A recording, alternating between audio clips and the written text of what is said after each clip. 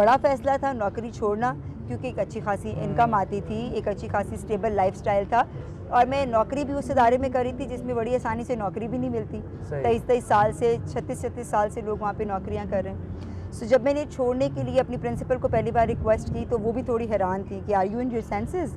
बहुत बड़ा सर्जरी हुआ था जी, जिसमें actually I have some 40-50 stitches, मेरा पूरा एसोफेगस चेंज हुआ था और डॉक्टर्स ने कहा था कि मैं सर्वाइव नहीं कर पाऊंगी, 5% सर्वाइवल चांसेस हैं। I was 21 at that time. अस्सलाम वालेकुम नाज़रीन, मैं हूं आपका मेज़बान अहमद गौहर, आप देख रहे हैं पीसफुल पाकिस्तान। मेरा इंट्रोडक्शन ये है जी, मेरा नाम निदा जाफरी है। I am the CEO of नाश्ते वाले। इट्स अ फूड कंपनी जो बेसिकली कॉरपोरेट के साथ काम करती है मोस्टली। बहुत बचपन से ही मुझे ऐसे लगता था कि मैं कलर्स के साथ बहुत ज़्यादा खेलती थी और मुझे बहुत मज़ा आता था जब आपके घरों में खाने बनते थे तो उसमें भी जब सैलड्स बनती थी। I mostly enjoy decorating and organising those salads.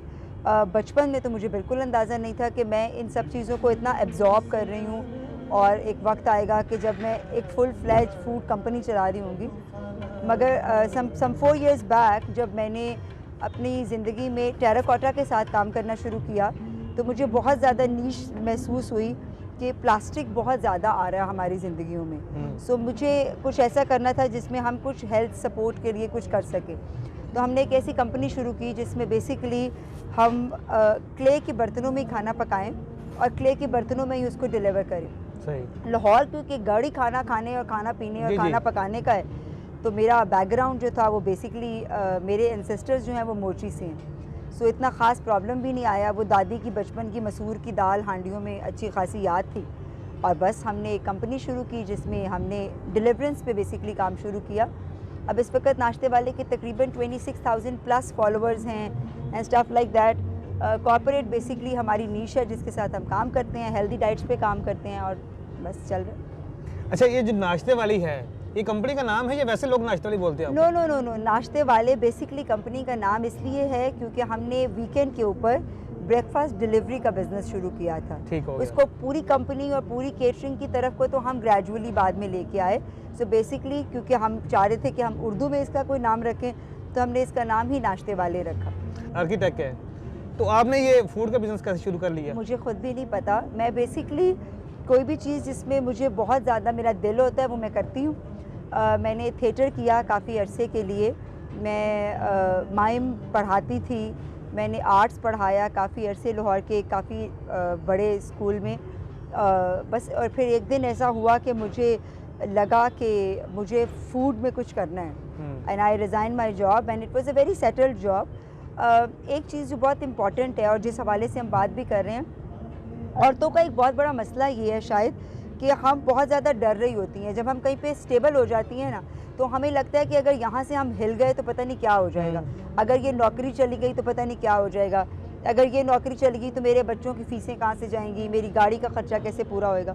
सो जब मैंने ये सोचा कि मैं बिल्कुल एक स्टेबल नौकरी पर खड़ी हूँ और इस वक्त मुझे इससे कोई ज़्यादा करना है, क्योंकि मेरा ख्याल था मेरी कैपेसिटी से ये चीज़ कम है, मतलब पोटेंशियल ज़्यादा है, मगर जो मैं कर रही हूँ मुझे इससे कुछ ज़्यादा बड़ा करना है। क्योंकि बहुत बड़ी वजह ये थी, जॉब में आपको रिकग्निशन नहीं मिलती, लोग आपको as you being Nida Jafri नहीं जानते, बस ये जानते हैं आप उस कंपनी में काम करते हैं, आप XYZ कंपनी के एम्प्लॉय हैं।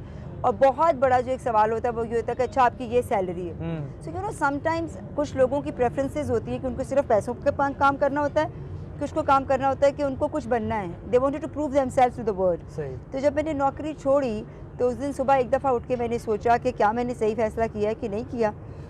फिर सोचा कि क्या मैं तवक्कल नहीं कर पा रही, और बस फिर अल्लाह से कहा तू जानता है बेहतर फ़ैसला है तो बस मदद कर। और मेरा ख्याल है within 3 months I was withdrawing 3 times more money than my salary actually.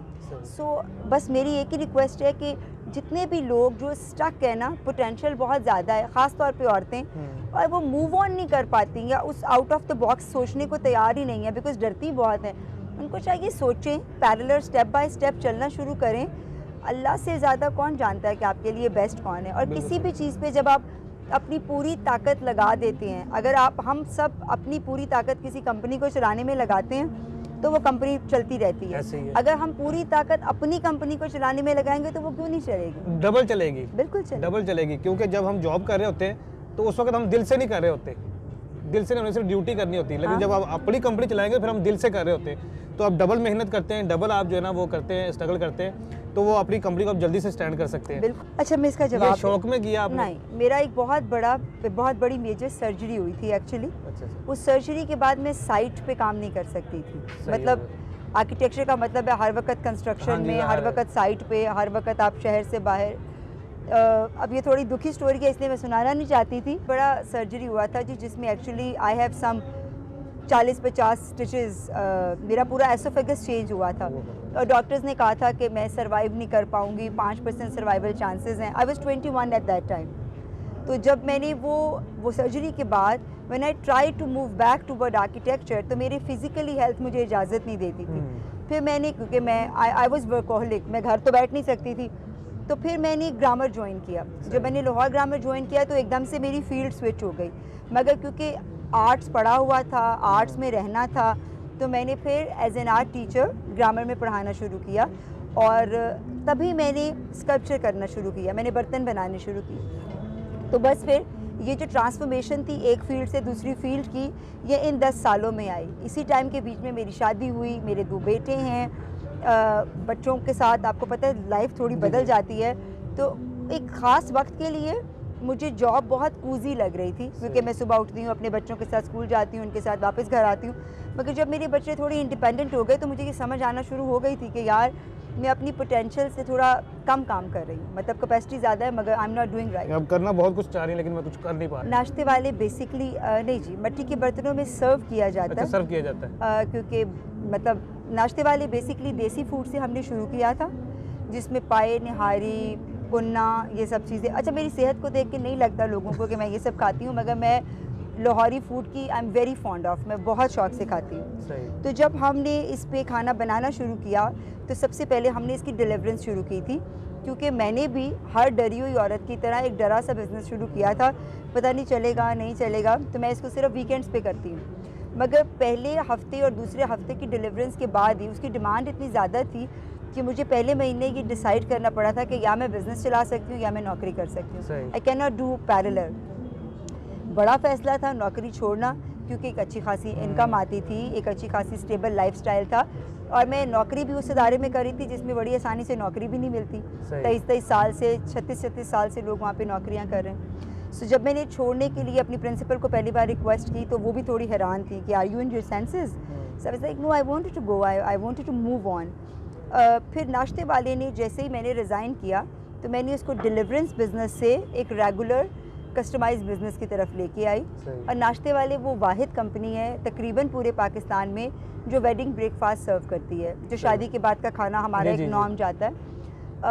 क्योंकि पैकिंग, सजाना, ये सब कुछ मेरी पार्ट ऑफ ट्रेनिंग था, मेरी पढ़ाई भी थी, मेरी पर्सनैलिटी का हिस्सा भी थी। तो फिर मैंने वेडिंग ब्रेकफास्ट पे काम करना शुरू किया। राइट आफ्टर वेडिंग ब्रेकफास्ट हमने एक कॉन्सेप्ट डेवलप किया कि हम लाइव स्मॉल गैदरिंग के किचन्स को लॉन्च करते हैं। यानी आपके घर में एक छोटी गैदरिंग है, सो हम आपको 25 लोगों का ऑपरेशन किचन आपके घर पे बना के देंगे, मतलब हम वहीं पे पकाएंगे, हम वहीं पे सर्व करेंगे। तो नाश्ते वाले become a catering company at a small level.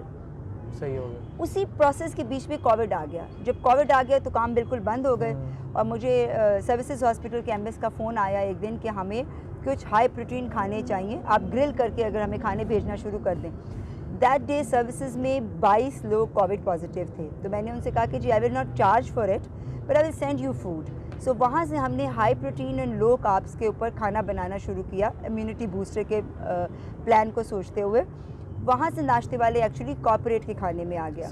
और फिर कोविड का फेज़ तो गुजर गया, मगर हमारे जितने पेशेंट्स जिनको हम कोविड के टाइम में सर्व कर रहे थे, वो जब अपने वापस दफ्तरों को गए तो फ़ोन ये आने शुरू हो गए कि आप अगर हमें हमारे ऑफिसेज़ में खाना भिजवाना शुरू कर दें, जिसमें मोस्टली चुगताई के लोग इन्वॉल्व थे, जिसमें बहुत सारे मतलब काउंटलेस डॉक्टर्स थे। सो दैट्स हाउ नाश्ते वाला बिकम अ केटरिंग कंपनी, नाश्ते वाले become into the corporate lunch, नाश्ते वाला is doing weddings, नाश्ते वाला is doing events, नाश्ते वाला is in the weekend breakfast and so on.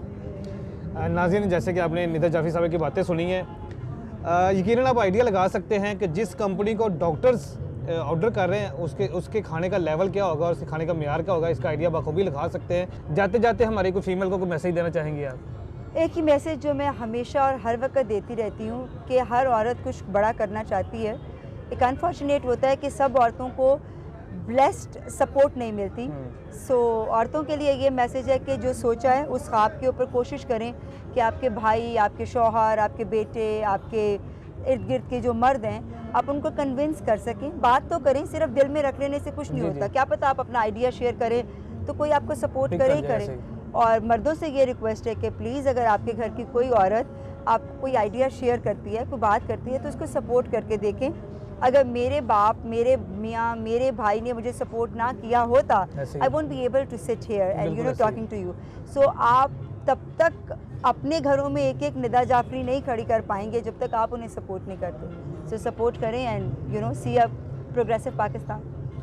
बहुत ज़बरदस्त मैसेज दिया है इन्होंने, क्योंकि अगर आपकी कोई बहन है, माँ है, बीवी है, बेटी है, कोई भी है, अगर आपको कोई ऐसा आइडिया शेयर करती है कि मेरे माइंड में कोई ऐसा आइडिया है, हम बिज़नेस कर सकते हैं या कुछ और साथ कर सकते हैं, तो वो बेसिकली आपको ही सपोर्ट करना चाह रही है, वो आपको ही सपोर्ट करना चाह रही है।